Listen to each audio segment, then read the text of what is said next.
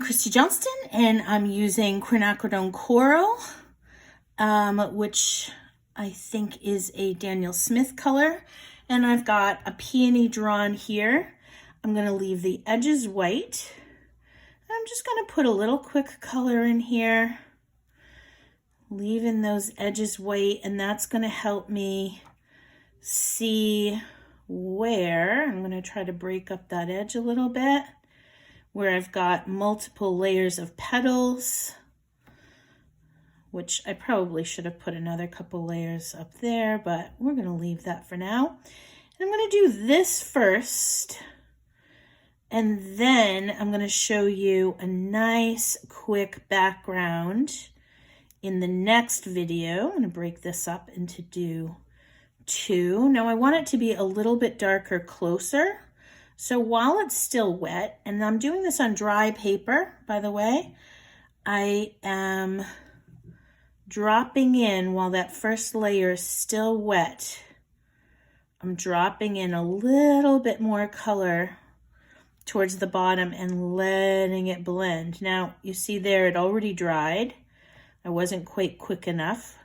So let me show you how to handle that. I'm going to control the water on my brush, and I'm going to come to the edge of where I wanted it to blend and just barely touch it with the damp tip.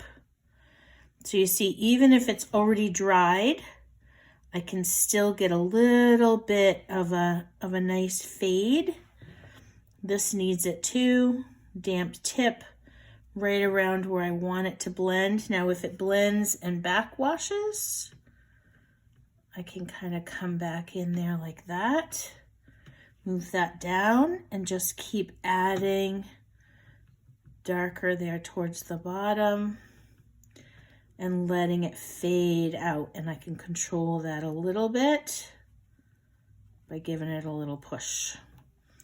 All right, so you see there, that gives me a couple different values already. So I'm going to come in here.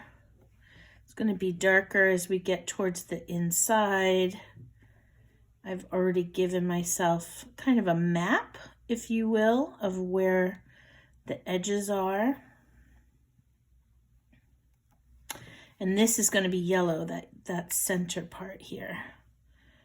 So this is coming here. Now, peonies are very similar to roses in that they have that successive layer thing going on, where kind of like bricks, they alternate. So I don't have to really know exactly what it is, which petal I'm working on. I'm just leaving myself some white edges.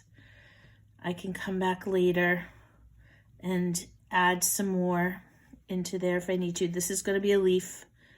We're going to do that there.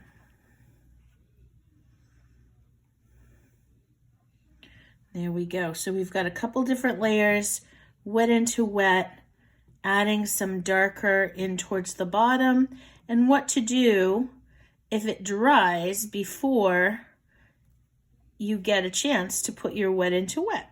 You just add that in. All right, so I left that area plain. I'm going to go ahead and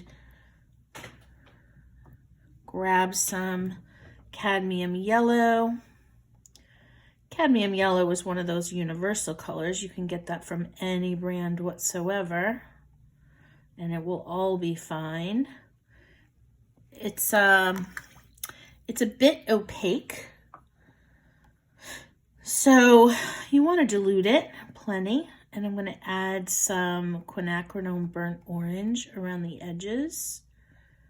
Give it some nice contrast so that yellow in the center, and I think I'm going to lift out a little bit of the center so it's a little bit lighter right in there.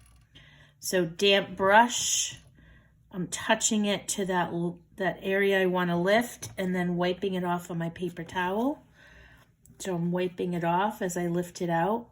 And that's giving that quinacridone burnt orange a chance to kind of move into the middle because I'm making it less wet in the middle. And watercolor paint moves from less wet to more wet. So as I pull this back, making it less wet. And paint moves from less wet to more wet, from more wet to less wet. Sorry, I scrambled myself there a little bit. All right, I'm going to come back and I'm going to put some of that yellow in again. And it's going to be more wet than the brown.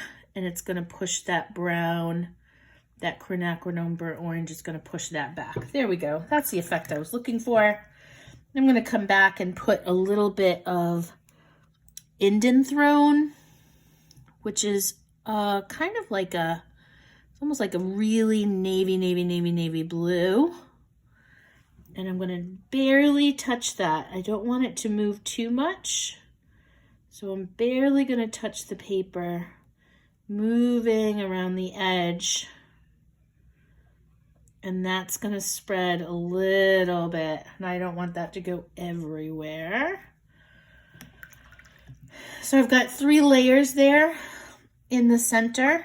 I've got the cadmium yellow, quinacridone burnt orange, which is a Daniel Smith color, mail order.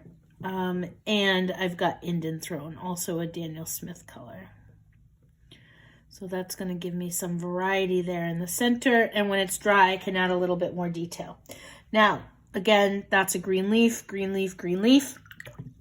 And that's it for now. Whoop, lots of waviness. Sorry about that.